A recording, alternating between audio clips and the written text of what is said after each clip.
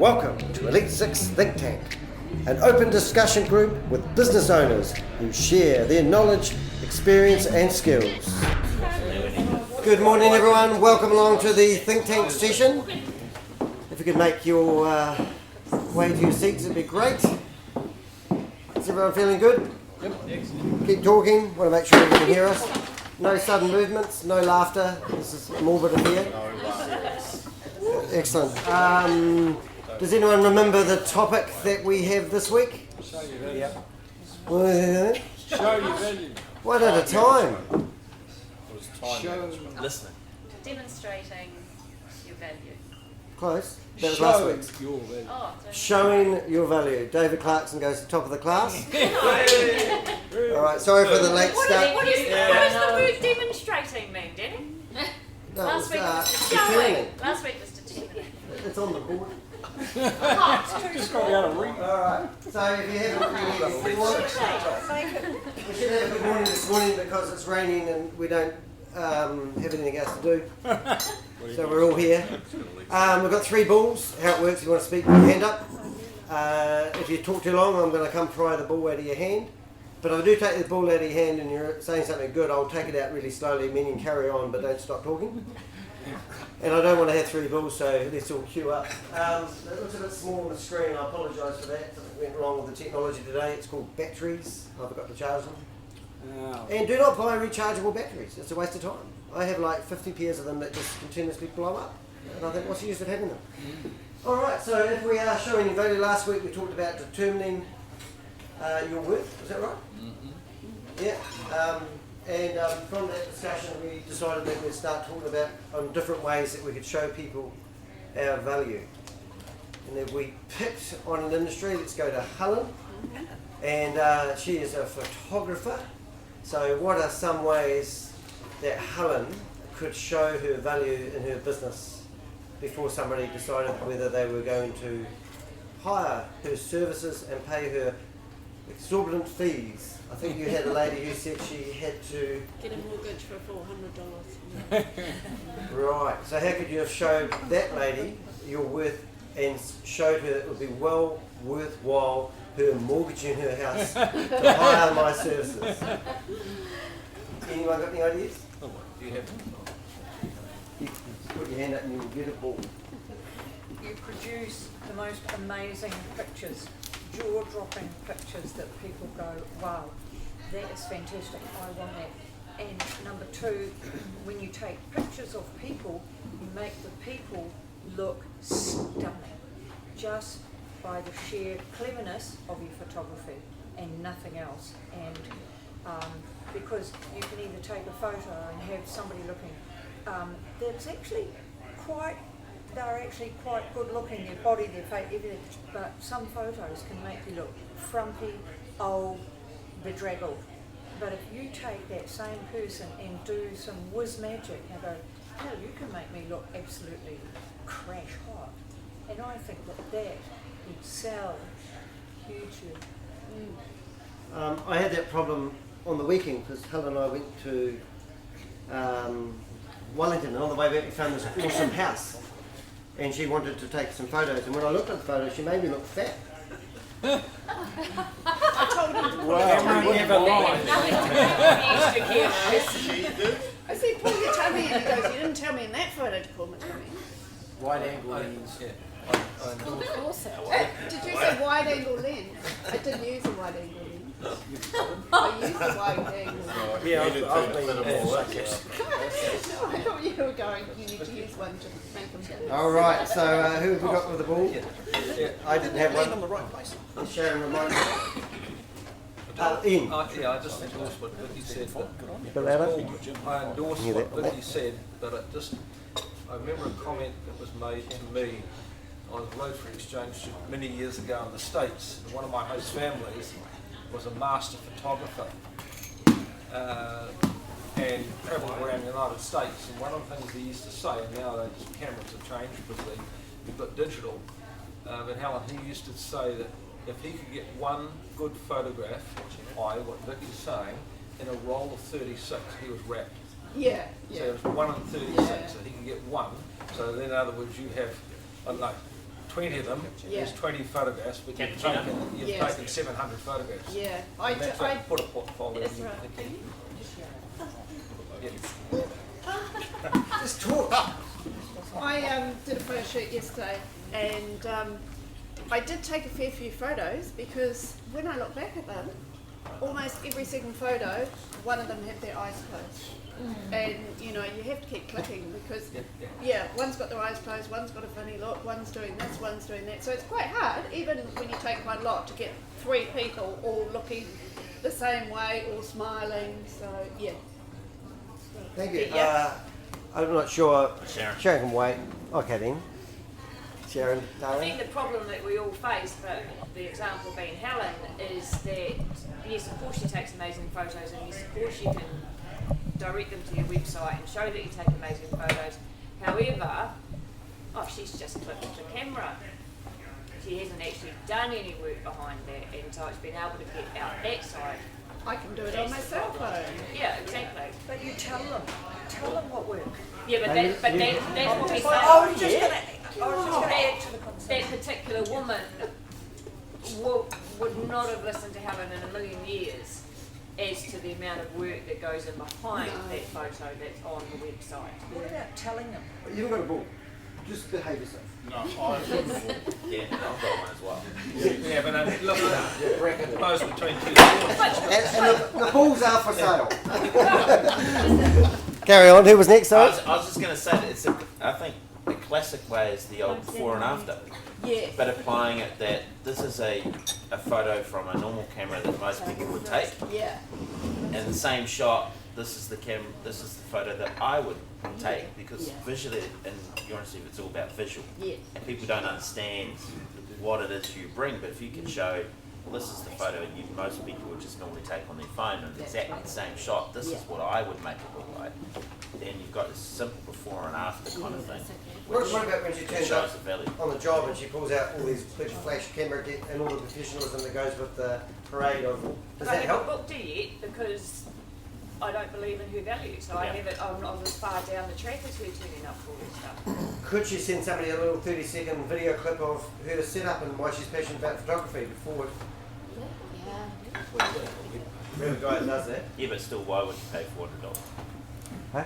Even if you see a video of a cool setup, why is it worth $400? But she could have that original taken off my phone photo. I see, I saw the ball. Amazing how We've weird. had the ball twice and that's I also did it like 4 times. and then her photo in that 30-second video. This is how I get that second photo. Yep. Did you get any takeaways on that, Helen? Yeah, I did. Good. A bit small the screen, so throw it. Thank you, darling. James. Yes, Where's the other one?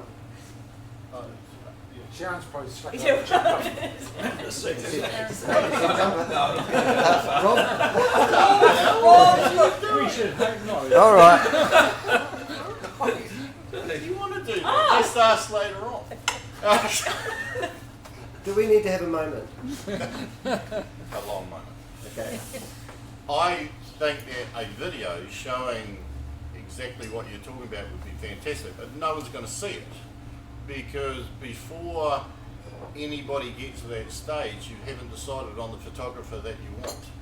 So to decide on the photographer that you want, you're probably going to Google photography services, blah, blah, blah, your Facebook page, your website, whatever. I think that anybody can point and shoot a camera and anybody has got a smartphone. But what if we actually compared real apples with real apples? The real image at the start, and then edited,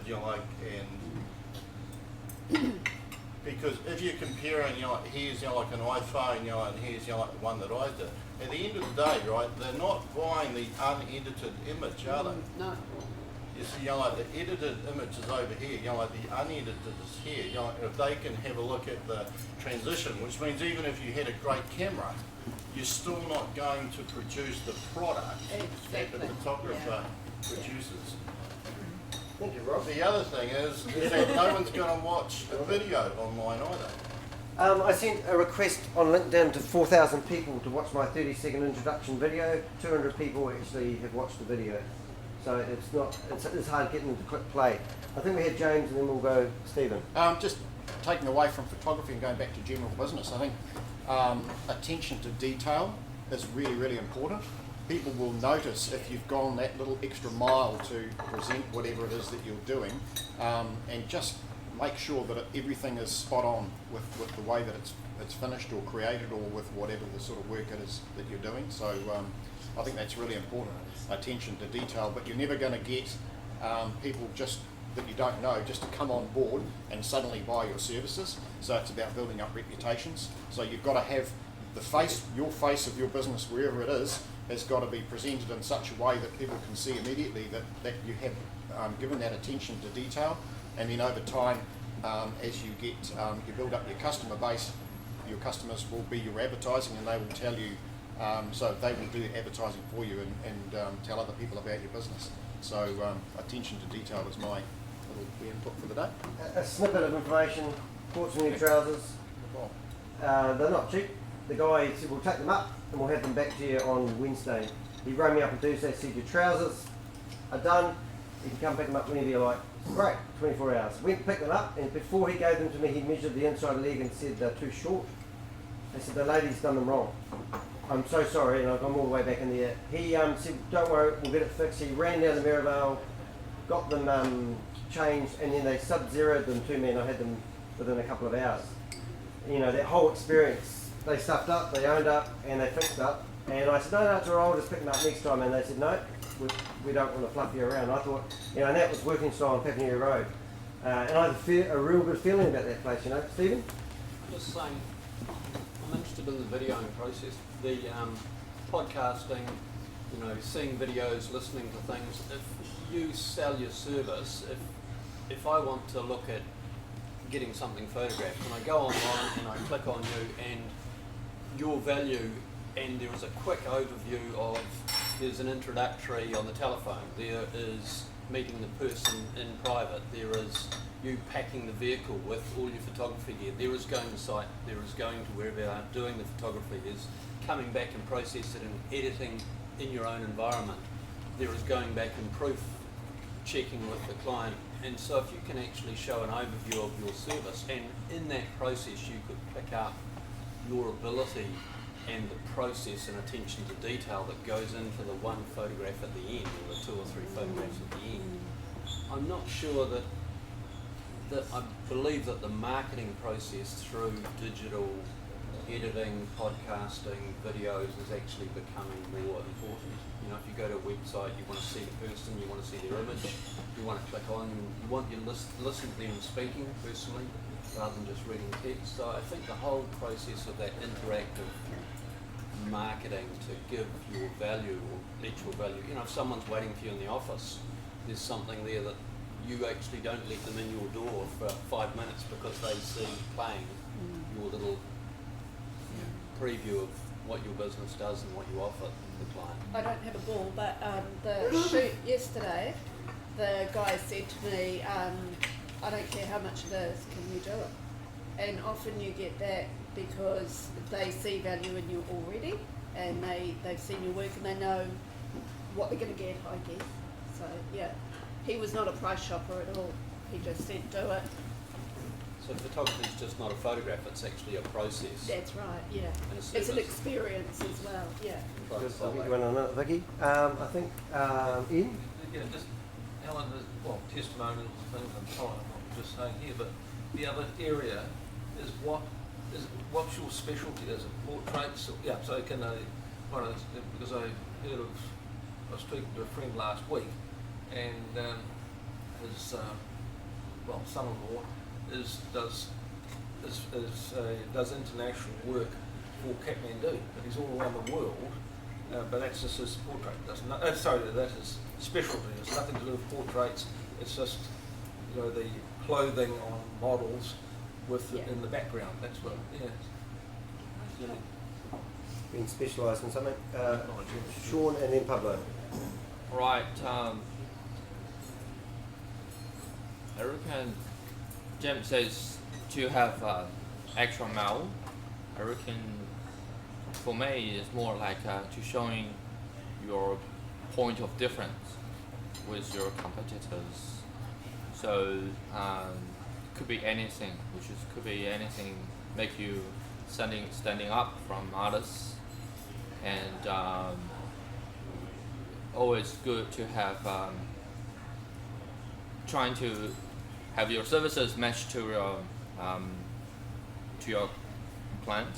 Yep. So if the client saying, okay, this extra mile, this is a point of difference which is suits to me, and they will choose you rather than choose someone else. And also it is good to have someone well known, you're shooting him, which is not really actually shooting him, but yeah. And then you got endorsement, so people will know, oh, I really want to be another, just for example, Helen Clark, shooting Helen Clark, and it looks great, and I want to be Helen Clark, so there's another way. I think a really good way of looking at that, which I was going to say was, which I've totally forgotten, we were going to go to Pablo, the drug dealer. Yeah, so I work take no notice. We're going to see me after So I work in a similar industry as Alan, and which is as a service industry, and quite often people think that we're selling time.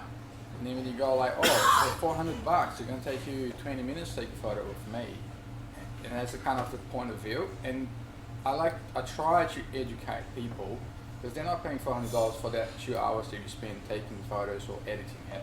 They're paying you for the years and years that you develop that technique, that you learn those skills, and that's what's the difference from having experience from somebody that just get out of school, or a kid that buy an iPhone and take a photo of you, or things that will make Danny looks fat or not. And it takes years to learn these skills and develop this, and that's what people are really paying you for. It's not just that time that you spend doing that specific thing. For me, it's just about educating, getting people to know how it's supposed to work. So you could do some name dropping in a way that I just did a job for this place, this place, and this place. I photographed Helen Clark last week, and Danny DeHick, all those celebrity people. Yeah. It was good. You have got a ball, and David Clark, I'm not sure, and I don't Go want to piss you off. David? Okay. I believe if you're going to show your value, what we should be working on is doing it right the first time, doing it right the first time, and taking responsibility for what we've done. How do you demonstrate that value before? Okay? Because if you get it right the first time, people will know that they can rely on it. If in actual fact you make a mistake, if you've taken responsibility for it, then you fix it. And that's the way that people see the value in what you do. Which I agree with after you've got the initial contacts and stuff, but how do you demonstrate the value of you having it right and knowing your expertise before you actually engage with them to show them that you've got it? Chris, it's the chicken and the egg, isn't it? Okay, because if you don't do it right the first time, then the fact that they've got there is neither here nor there. Okay. Did you like my chicken person? Sharon. So that leads well into my question, and going back to what you were saying about you want to go onto the website, you want to see the person behind the business, etc.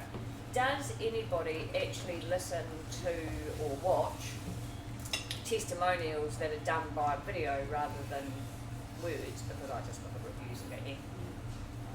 So I mean, is that a way of getting someone to demonstrate it?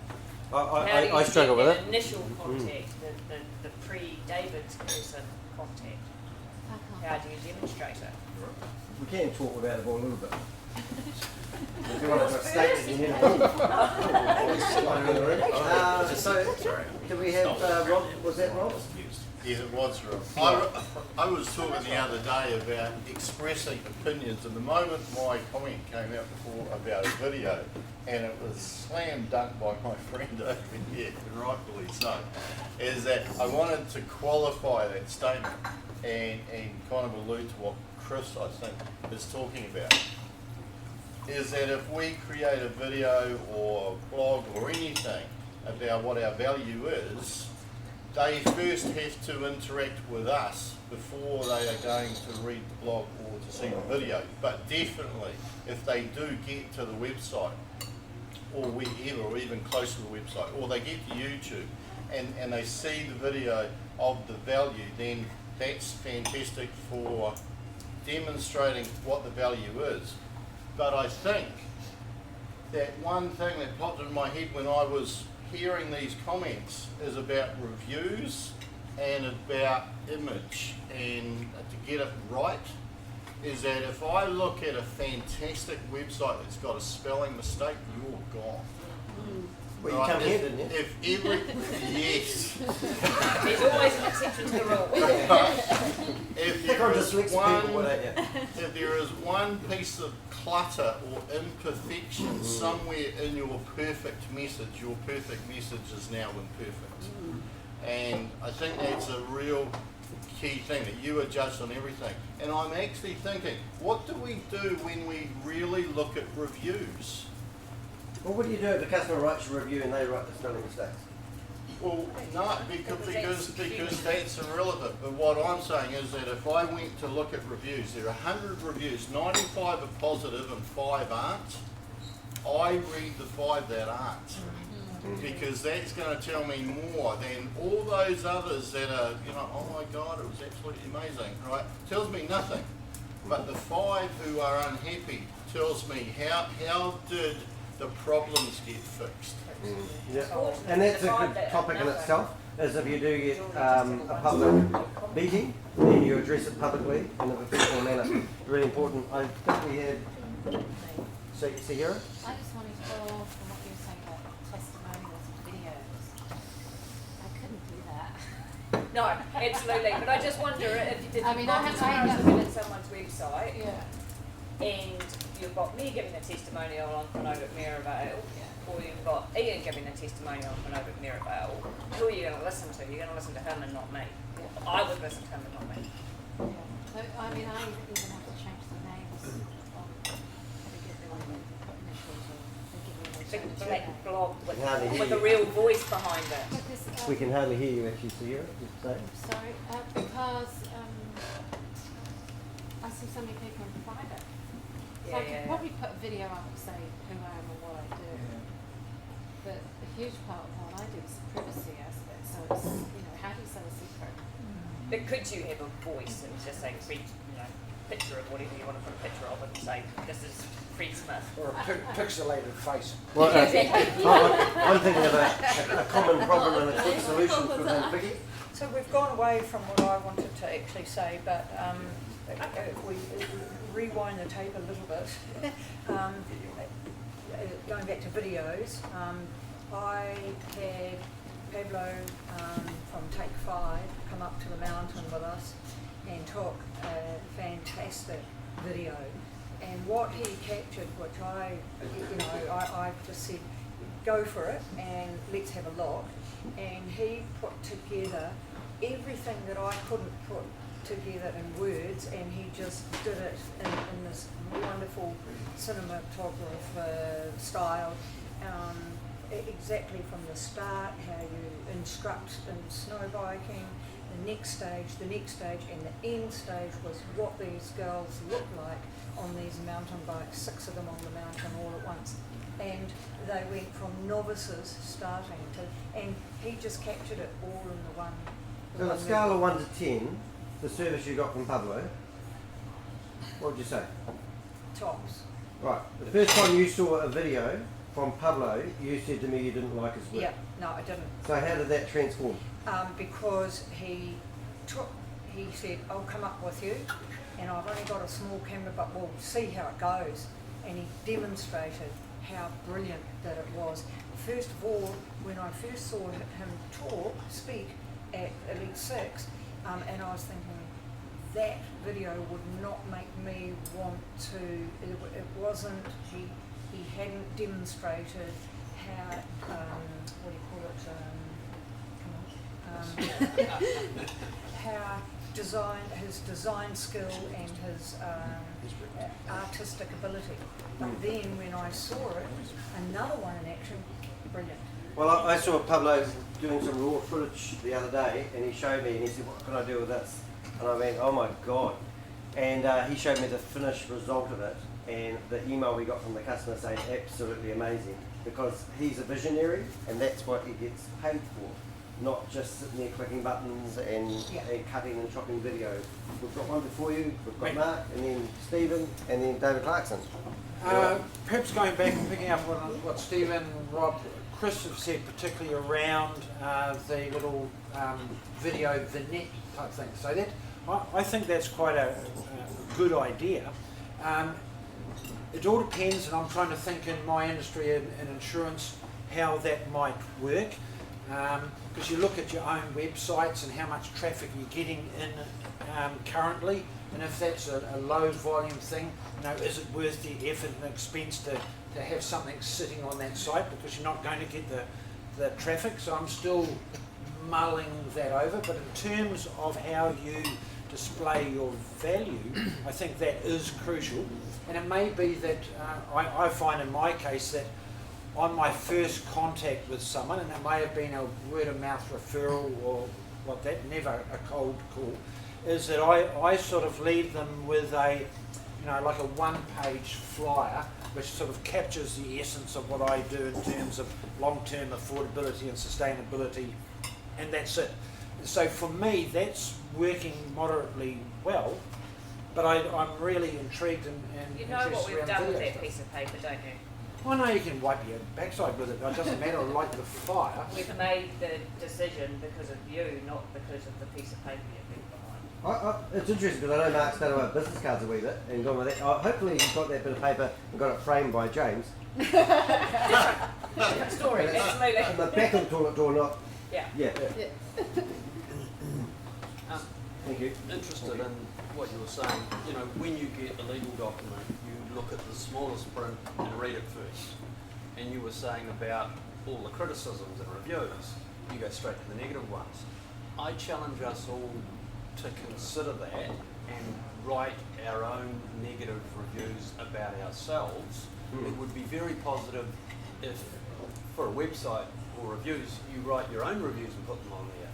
You identify the negative things, and I think you mentioned it, David, last week, accountability. You identify where you've made mistakes, and you show and identify your value, how you turn that mistake around into something positive. So if we can look at all our practices and all the ways we operate and where we have made mistakes in the past, or where we've confronted ourselves and or where we've come up against a block where we could turn around and create a better solution and therefore more accountability and more professional outcome for our future development, if we can look at those, identify them, and that's part of the marketing of the value of your company, is to say, look, in this situation we realise this, you held accountability and you're able to turn around into a positive and indicate how you get I like that.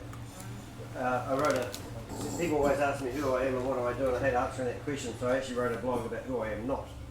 And I thought that was a sort of a way of doing it. Another way of looking at it. Yeah, your own critic really. Like, Helen doesn't take all types of photography.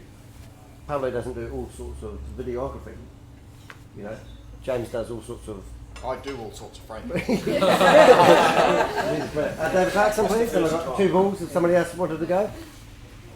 Interesting thing for me is that I think what happens is that Kiwis in particular vote with their feet rather than their voices or with the pen.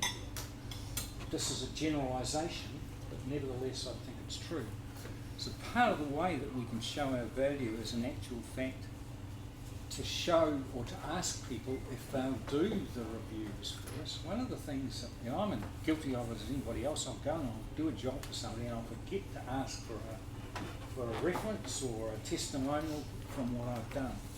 And particularly, I think for people, and I go back to what Sahara said before, if you're in that personal area, oftentimes, and I can speak for clients of mine as well, they don't want the world knowing that they've come to me and got my services, because that reflects, in their eyes, badly on them.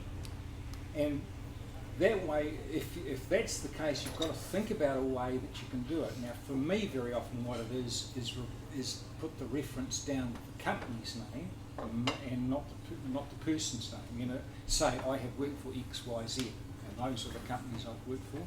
Other than that, you can just say something like, here's a series of comments or testimonials that people have made, but obviously for private reasons, I can't give you the Names. Well, I've gotten to write testimonials and then put down how would they like it to be shown. Well, So some people put initials, some people will just give me a full First name sometimes can be a solution. When's the best time to actually ask for reviews if you're fortunate enough to be able to get them? Straight after you've done it. No, before. I asked 4 people to do reviews for us for Elite 6, and it was before their first experiences of coming along, and I gave them some prompting questions like what was their first experience, would they refer us, and did we meet their expectations, and if you could put that on a Google review it would be much appreciated, and 2 out of 4 said yes. I've asked 400 people for reviews and I've got 77 to date. So people get busy. I'll get around to it. As soon as they say that, I'll put money on it. 99% of people never get around to it.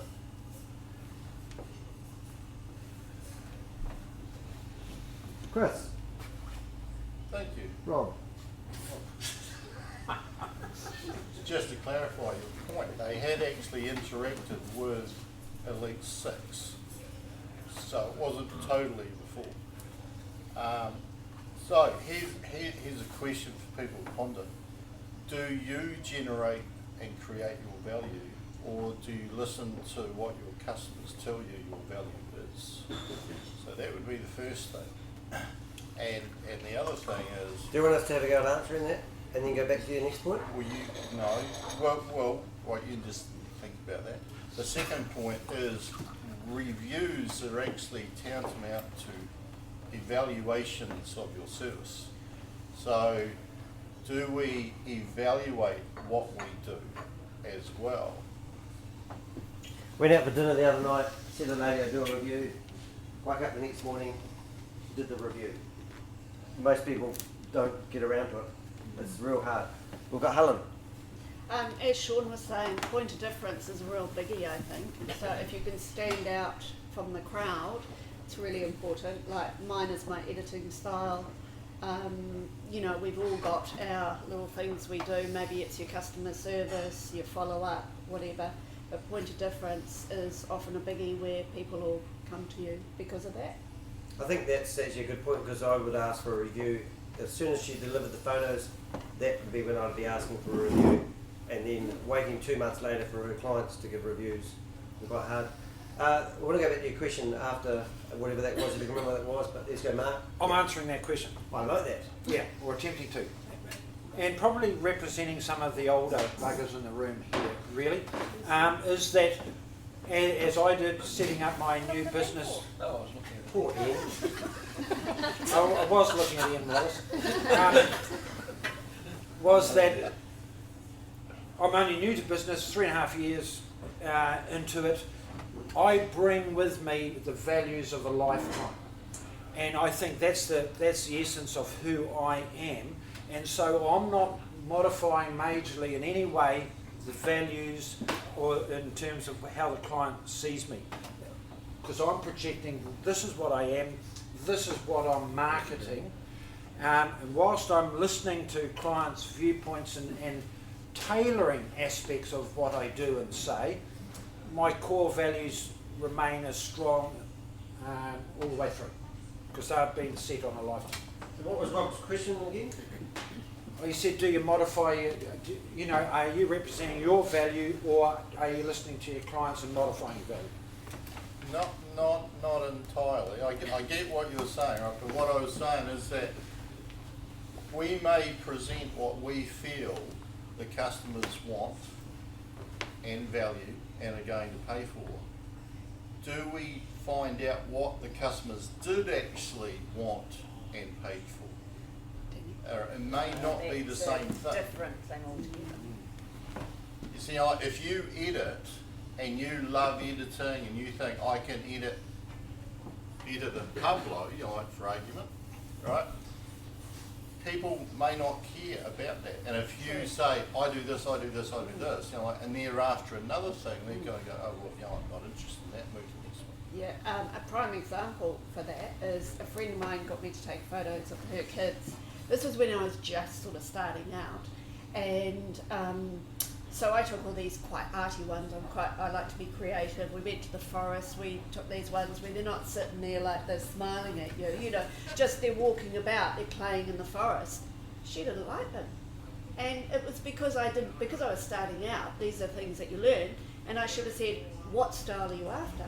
I said, "I can do these really cool ones for you." So you know, we did all that, and she wanted sitting, smiling, like in a studio, and I was like, "What?" But that shows you've got to ask your client what they want, because it was not the style she was after. We'll go to David, but just think of this. We've talked about photography for a bit. Let's find some other industries that we could be showing the value in. Think about your industry and think how you could be shown. David? Okay, so I'm a trainer. Hey? Yeah. Oh.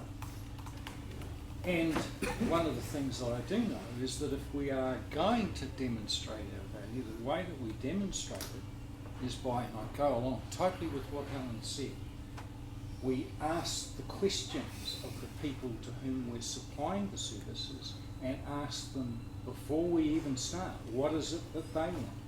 When I'm selling a course, okay, I will put the characteristics that I think people are going to get out of the course. But irrespective of that, right at the start of the course, before I get into any part of the educational part of it or whatever it is that I'm doing, I will say to the people, what do you, as the people in the group, what do you expect to get out of what you know, out of this particular course? Why are you here?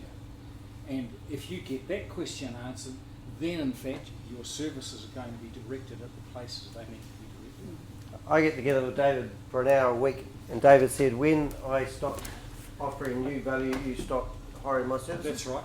Yeah. We still go. I need help. Oh, Sharon.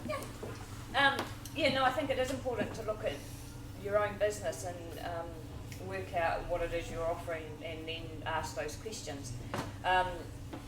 We developed in Canova probably 5 or 6 years ago now. We have 2 complete different lots of brochures and everything. One based on if it's a home that the owner's moving out of, and one that is for an investor that's just bought off plans and doesn't really give a toss. Because the language that you use to them is completely different. This guy only cares about dollars and cents. This person's got an emotional attachment. I would suggest for Sean, you come and clean my house, I'm going to have a completely different opinion against if you would come and clean my commercial building. 2 completely different things. I like that. Yeah, indeed. Basically, we have different sort of talking skills to different clients. Mm-hmm. Yeah, it's a bit shame, but we offer a different standard for different customers. I don't think it's a shame because you've identified their need. Yeah, and you've delivered. so I could tell from right in the beginning what they need, and then we're talking about their way, and then we're trying to sneak our services in to fit the standard. So back to the topic today, showing your values to new clients, which is you have to figure out what they actually need, and then you're trying to fit your services in. And it's much more easier to dealing with the existing clients because they knowing your values. So, yeah. Imagine saying to a client, before we start, I ask everyone I work for 5 questions. So I get a really good indication of what you expect from me, and there's no misunderstanding perhaps. And you just had a wee sort of template you went through each time to qualify whether you're the right person for them. And you could tell them that. Does that make you feel more comfortable? Ian? Yeah, just following on with David's comments a moment ago, is this that recently I was asked to do a review. I work in insurance, and I just was asked to do a review, and the brief was quite clear, so it was very clear, David, that doing due diligence, I found out there was no wills. There was a trust involved. So with no wills, they didn't have who was going to succeed them on the trust and things like that. There was a thing about ACC, the way the business was structured, it would be just about impossible to prove loss because the business could keep going. It's like a dairy farm. It doesn't stop. Cows still get milk. So where do you draw the line if the brief was here and, you know, it doesn't matter what profession we're in, we uncover other things. I believe we have a moral obligation to bring it to their attention, and, you know, and what the concerns are. You know, a young Irish lad down south, he's got some life cover. I asked her, his wife who's Irish, I said, something happens to Johnny, what are you going to do? She's going to go back to Ireland. That's quick, gone. And I said, how are you going to get there? Oh, he's got life insurance. Yeah, he's got life insurance, got $500,000, but he's got no will. What are you looking at? 10 months, 11 months through probate? You know, it's so simple. But you know, so coming back on myself and Mark and others, you know, or any business, you know, if we've got the brief, but we uncover other issues, are we morally obligated to put it down and just say this is a concern? I believe I am, but I mean that's just me. Well, that's showing the level of expertise you bring to the role. And a Yeah, client well, would have we an both- expectation we both that do. you're going to do it. So we provide a product or a service, and then you put your values on top of it. So do we all have values? Mine's empathy, ethics, passion, and listening. Listening isn't really a value, but I like it. And every time I do something, I actually put it on top of what I'm doing to see if it's in line with my values. And I think that's where values comes along. So I'll start listening. I've got 3 bulls, so stuff you guys. Girlfriend versus mate. Mate everything.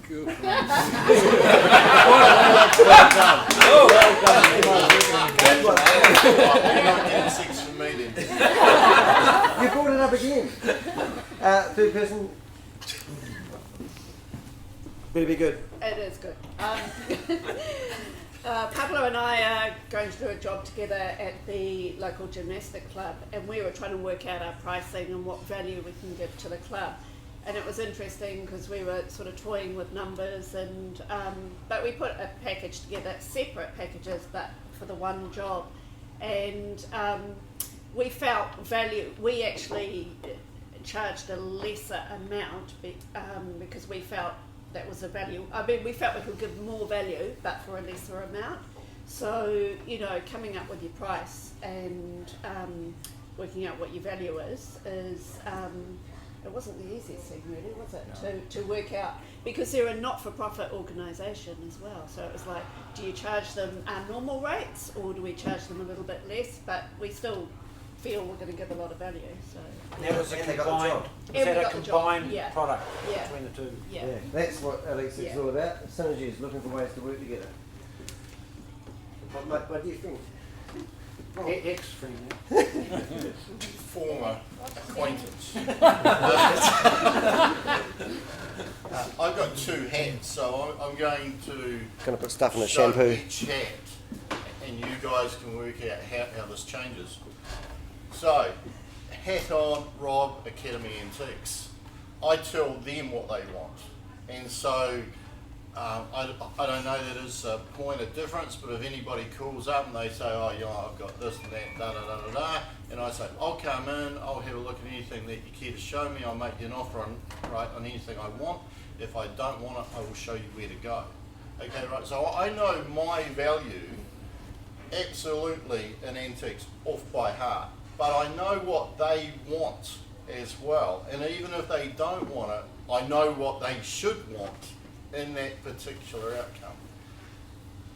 Put on the Academy trainer hat, and I hear this, I know what I can deliver, and I go into the client and I ask, like you, what do you want? At the end of this workshop, what do you want?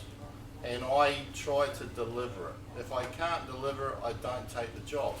But I haven't reached the stage where I can walk in and say, here's what I can give you. You're like, what do you want? Okay, right, well you also need this and this and this. I've never reached that stage. Maybe that stage in that industry is not there, I don't know. Except, you know, in the other one it is. How much does it cost to do the course? The course is relevant to duration, numbers, who's running it, da da da da da. You know, like, there's a lot of variables. Right, if I'm buying stock, it is what it is. Yeah, because the value after doing a course is where you know they could pay. It doesn't matter, you know. Whatever that made sense. Is that you? It must be you. Must be you. I was just going to actually challenge what everyone's saying around providing value and things, that consumers and businesses buying is about perception, and it's not actually about necessarily you offering more than anyone else. It's about the perception of your brand and them buying into your brand. And the classic example that always springs to my mind is around the iPhone. In terms of a value product, it is less valuable than an Android Samsung phone that has more functions and features than an iPhone. It's more accessible, more durable. However, more people want to own an iPhone than they want to own a Samsung Galaxy, and the only reason is they're buying into the perception of the brand that's been created, not the value of the phone and what it contains and can do for them.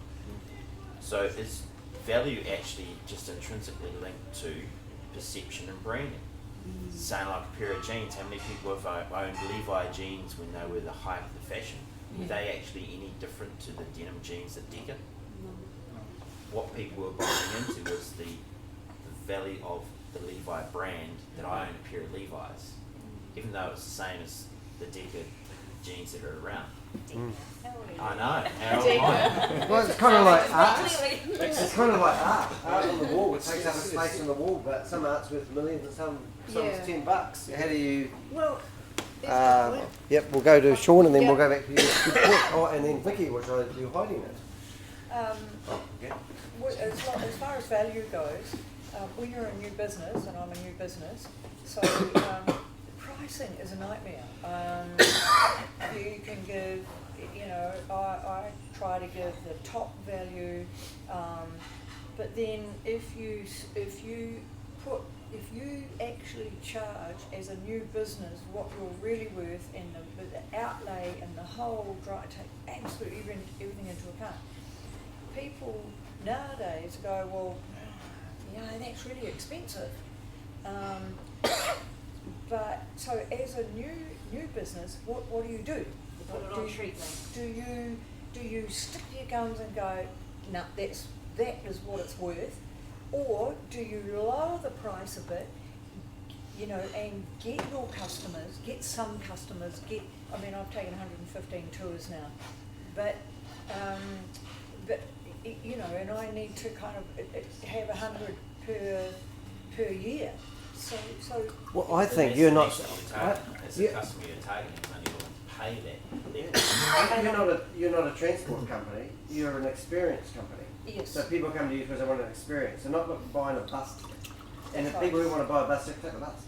Go to Akara on the bus. Yes. Walk around the counter. That's what I say. There's the people that want a $500. They're thinking a $500 experience, but there's also experience companies that will charge $5,000 for exactly the same experience. Why do people pay the difference? It's the perception of who they're chasing and how they're packaging their company to their target market. I like that. We did have Helen, and I think we had Sean, and then Helen, and then Ian. Right. Basically, as Chris says, people want to buy piece of drawings and gems for iPhones because of it's got a brand image inside of the product. It's regardless the actual features and the activities and the phones can do. Actually, just go back to what actually the customer really want to buy. So for people buying iPhones, they may have less requirements of what actually the phone can do. For me, well, iPhone, it looks great, but it's not really suitable for me because it can't do what I expect it to do. So that actually go back to the real questions is what actually the customers needs. So no matter they need the functions or they need the brand's name to make sure they have internal satisfaction, and they all meet the needs, any sort of needs. So we try to show them we can meet certain needs, and then they're paying us the monies. But sometimes it is quite shame because we figured out our need doesn't really match, our services doesn't really match their needs. So showing you values, sometimes you have to say no to these customers because you're not really matched. Yeah, and that no word is really hard to say, but the best word ever. My dog is called Apple iDog to heck, and I love Apple products. And if you were to say, why does Danny spend all his money on Apple products, it's because it synchronises all my data. I can pick up any device and have everything there all the time, and that suits my business, may not suit you guys. We've got Helen, and we've got only 3 minutes left to do takeaways, so Helen. It was what Chris was saying, perception of your brand. We've all been to an art gallery where we see amazing pieces of art, well, maybe not so amazing pieces of art, and we look at them and we go, oh my God, it's just a squiggle, I could have done that. Or things where there's bricks lined up and you go, what is that? But it's all your perception, and it's all subjective of what I might see value in these bricks, whereas someone else might not. So it's what you're willing to pay, I guess. So it's a Van Gogh, and then all of a sudden you go, make yourself the next Banksy. Yeah. The equivalent too. Yeah. Did you, yes, Heike? It's, I wanted to refer to you, it's probably not your business that much to be involved in emotional things, because like a lot of people really purely decide by emotion, and that's to do with branding as well. A lot of businesses are into the emotional triggers, and also then there's a little bit of peer pressure in that way as well. For example, with the iPhone, it's kind of, especially in the US, like it's more the in thing, and everybody who wants to belong to that group that is doing the iPhone thing. It's so emotional, you can't actually argue with them or even convince them, because their emotions are ruling everything. I promise you, I do not use an iPhone because I love the brand. I use it because it's so functional and I'm more productive. And that is anything that will make me more productive in a machine and technology I'll employ. We've got, do you have something to sum up there on the takeaway there, Rob? You've got a ball bouncing around? Well, gosh, I think I do. Well, blow me down. Okay, I want to hold a survey here, or a show of hands. With 2 minutes to go. Who came up with the idea of the iPhone? iPhone? Steve Jobs. Everybody know that? Yeah, Jobs. Who came up with the idea of a Samsung Galaxy? No Samsung. one knows. Mr. So Samsung. my point is your point of difference you and you and you and you and you and us individuals, because we are the face of our companies in most of it, and yet on most of our websites we are faceless. So why don't we sell ourselves as part of the value, because they have to interact with us more than anybody else in our business. And I'll just put a feather in the cap on that one. Is the Galaxy and the Apple going after the same client, or are they competing in different markets? More cell phones.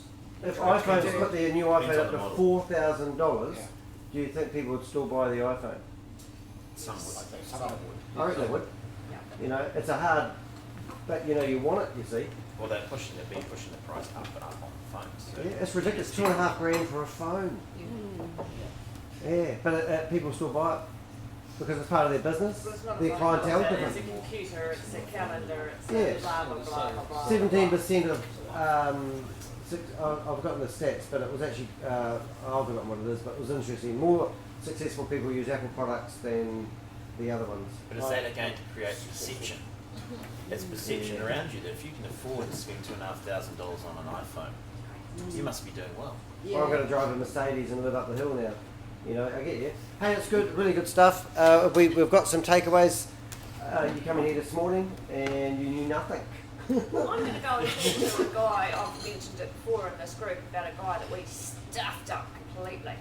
But he's now my biggest advocate in town. And so I'm going to go and talk to him about doing their review.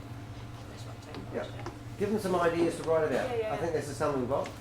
Okay, reviews? Oh no, it'll pretty much be writing Yeah. it. We hated her at the start, but now we couldn't be without her. That sort of stuff. Anyone more takeaways? I really like what Rob's saying, that your brand and your business is a thing, but actually you're the driver behind the wheel of your business, and you're the person that people interact with. So you need to be more forefront in your presentation of your business, because you're the one that everyone sees, and they're buying into your value and your expertise that you were talking about. We're talking about branding next week. You do have to be careful whether you're considering on selling your business. So if you sell yourself as being the business, then maybe you are undermining the value of on selling it. Very good. Yeah, true. Most of us have IP that we can sell. So branding next week. Branding. How do you branding? Just brand. Branding. Branding. Is there a catchphrase around branding? Branding. No, Branding. Just brand. Branding. Branding. Some brand examples that you think are pretty awesome. What's your favourite brand? Garmin for me. Apple. Don't have an Apple Watch. Why Garmin? Xiaomi. Sony. No.